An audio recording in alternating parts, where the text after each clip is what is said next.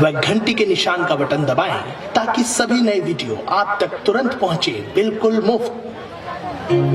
जाईछी जंगला में मैया सा विनती करब है, निहुरी निहुरी मैया के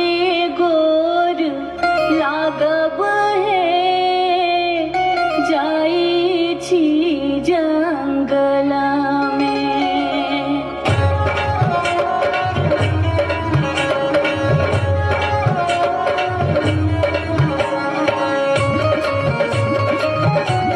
अपने सुन रही थी गंगा के सिद्ध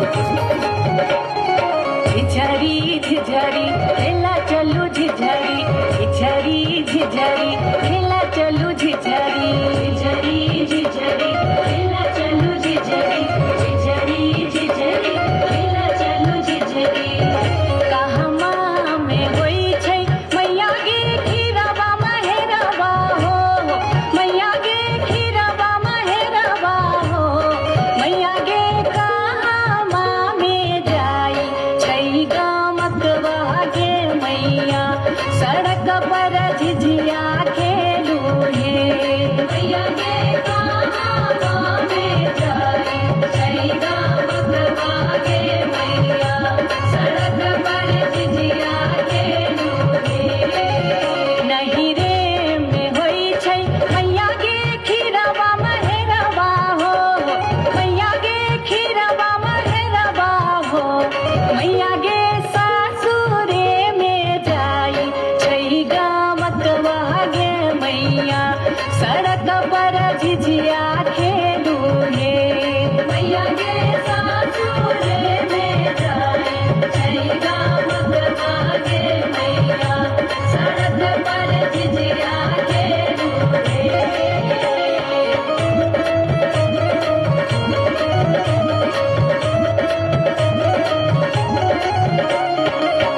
चिपरी ठोकैते एलखिन भैरव भैया हो, एलखिन भैरव भैया हो,